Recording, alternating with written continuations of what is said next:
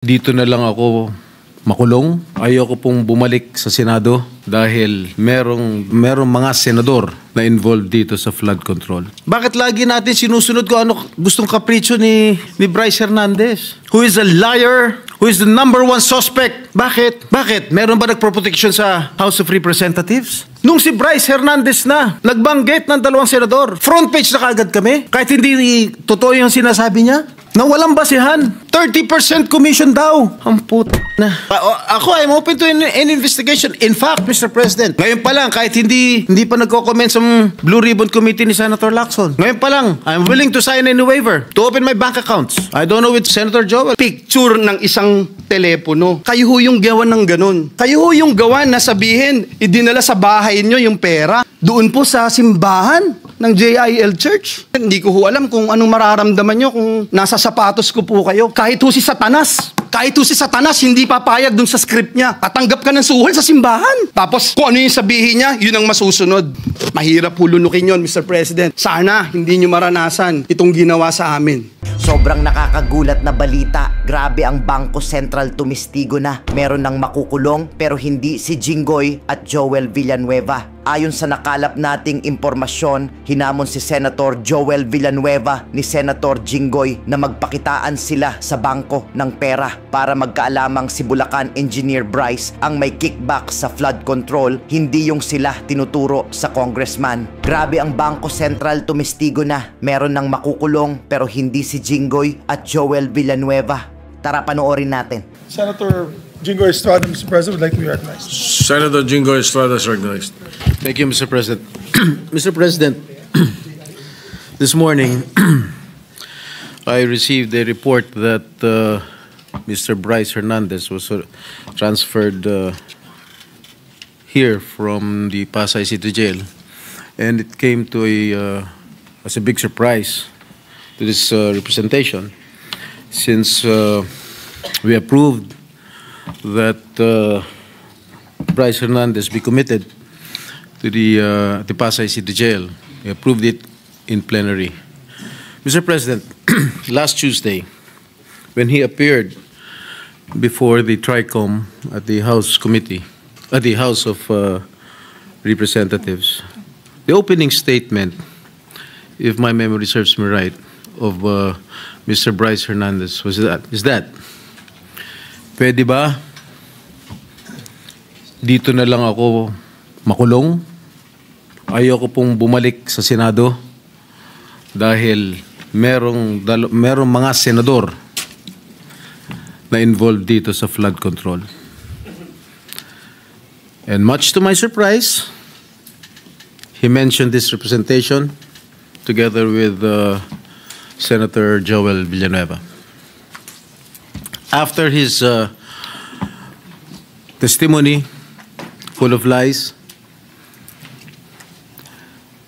according to the Senate President, he talked with the Speaker of the House, and they reached an agreement that he be committed at the PNP Custodial Center.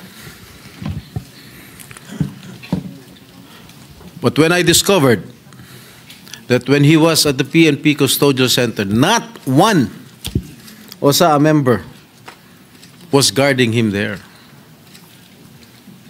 Ni isa sa mga OSA na dapat meron tayong physical custody of that person.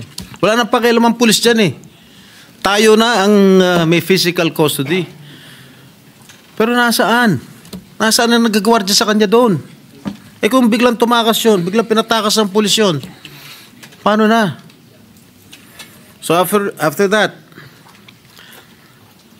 nagdesisyon po tayo here, plenary, that we commit him at the Pasay City Jail. And everybody approved of it. When I made my motion, sinigundahan ni Majority Leader Senator Mig Zubiri, and no one objected. At ang sabi dito, I got hold of this letter from the lawyer of Mr. Bryce Hernandez. Third to the last paragraph. We appeal for this because today there is renewed faith. Ito, September 15, today. Under your leadership, Senate President Soto and with Chairman Lacson's stewardship of the Blue Ribbon Committee, there is assurance that the Senate will stand not only as a body of discipline, but as an exemplar of fairness. Mr. President, noong Tuesday, sabi ni Bryce Hernandez, ayaw niya rito. Kayo na po ang Senate President noon. Bakit ngayon sasabihin itong abogado niya, there is renewed faith? Bakit nung sinabi ni Bryce Hernandez, Senate President po kayo, wala ba siyang faith sa inyo noon nung nagsalita siya? Noong Tuesday, na ayaw niya bumalik dito sa Senado? Bakit ngayon niya lang sasabihin na meron siyang renewed faith? Bakit lagi natin sinusunod ko ano gustong kapritsyo ni Bryce Hernandez? Gusto niya malipat sa ano? Ayaw niya rito, nilipat niyo sa custodial. Nung nilipat natin sa Pasay, gusto niya naman ngayon malipat dito. Ano ba talaga? Why are we giving so much importance or credence to this person who is a liar, who is the number one suspect of this corruption, what is happening in our country today? Bakit? Bakit? Meron ba nagproprotection sa House of Representatives? Bakit nung nag-hearing ang Blue Ribbon Committee po, nung si Congressman Marcoleta pang chairman ng Blue Ribbon, nagbanggit si Diskaya, ilang congressman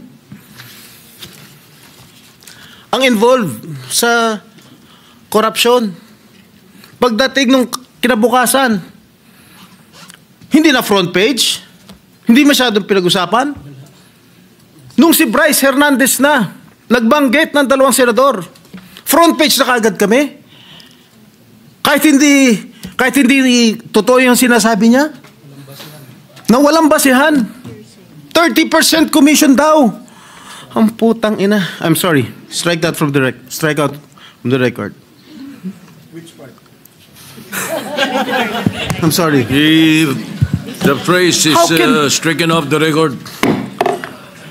How can I demand 30%? What is his basis, Mr. President? Pagkatapos niyan, wala na, kumalat na. Front page na sa lahat ng mga newspaper of general circulation. Lahat na. Masama na kami ni Joel Villanueva. Sa social media, everything, lahat. I've been there. Kaya pinag-iingatan ko pangalan ko. Why should I do such a thing, Mr. President? Why? I will never do such thing, Mr. President. Porket ba I'm actively participating in the Blue Ribbon Committee? Porket ba matapang ako magtanong? Ako na kaagad ang target nila? Bakit? I'm just doing my job as your senator. I have an oath to defend. I want to get all the bad crooks here in the government. That is my duty as your senator, Mr. President. Mr. President, sobra-sobra na. Lahat po kami apektado na. Even the Senate as an institution is also affected by the testimony of one habitual liar. Bakit paniniwalaan natin siya? Bakit yung mga yung sinigaw ng mga congressman? Bakit? Bakit hindi natin imbestigahan? Bakit yung mga senador hindi imbestigahan? Ako, I'm open to an investigation. In fact, Mr. President, ngayon pa lang, kahit hindi pa nagko-comment sa Blue Ribbon Committee ni Senator Lacson, ngayon pa lang, I'm willing to sign any waiver to open my bank accounts. And that I'll put that on record. I don't know with Senator Joel. Maybe he will also conform with my idea. So, Mr. President, wag naman ganun. Bakit panay senador lang ang gusto nilang ipako sa krus? Bakit yung mga ibang mga politiko? Dahil, porket masikat kami? Hindi naman yata tama yun. Pare-pareho lang tayo nasa gobyerno. Pare-pareho lang tayo naninilbihan dito.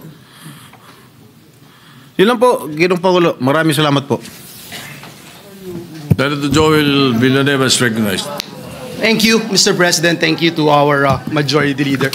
Mr. President, distinguished colleagues, I have been listening attentively to the statements, comments, ideas, arguments being raised in this August chamber. But I think the very first question that was raised when we opened the session is when Senator Bato de la Rosa asked as to whether or not plenary action can be superseded, Mr. President, by any action of the committee or even the Senate President. Mr. President, let me put on record my disagreement, Mr. President, with the decision that was made when Senator Jinggoy Estrada made a motion here in this August chamber, which was carried upon by the members of the Senate. So it was no longer just Senator Jinggoy or the members of the minority.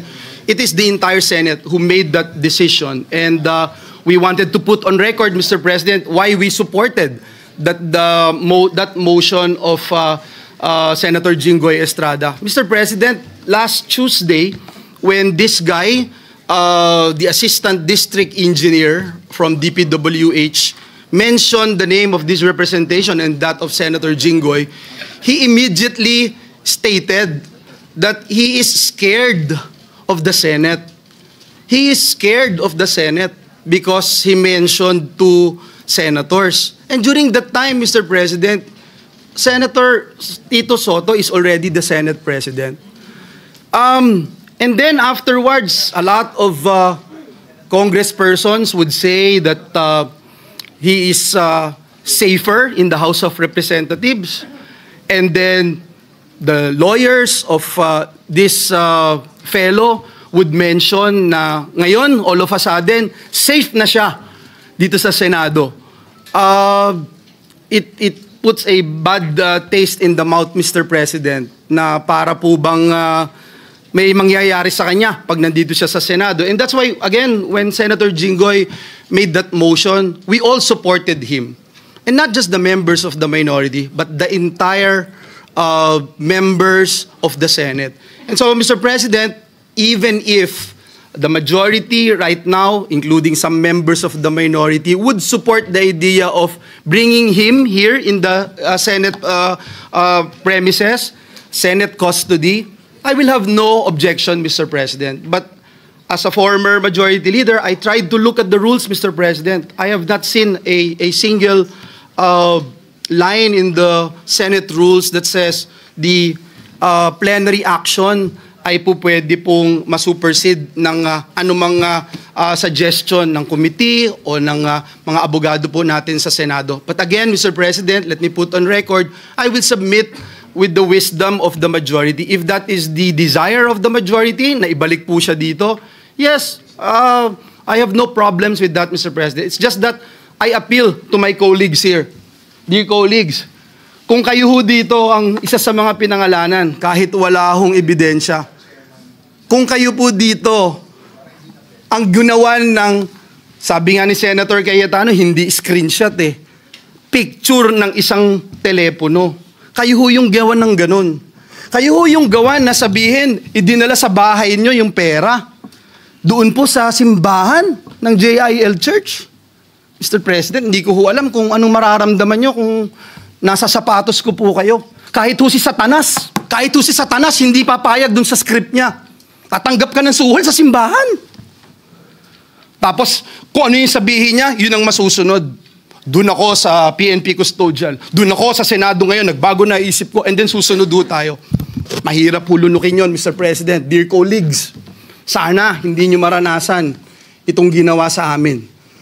Lahat ng katotohanan pumupunta sa atin. Yung sinasabing CA member ako, 2023 of October, 2024 po ako naging CA. Ang dami nyo rito, kalahati po dito CA nun.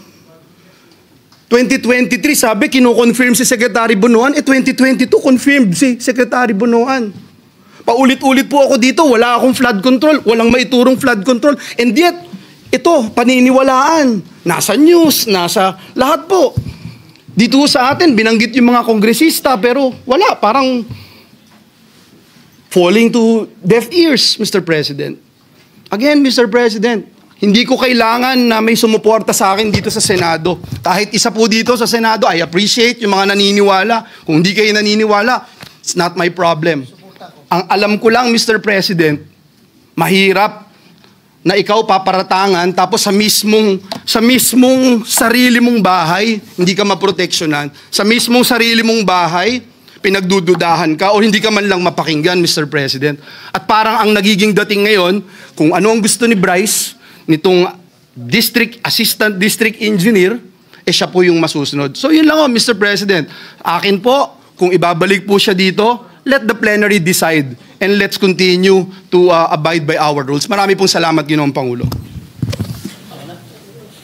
Ngayon, ikaw, bilang Pilipino, ano ang masasabi mo at reaksyon sa balitang ito? Mag-iwan ka ng komento sa ibaba at atin pong babasahin isa-isa.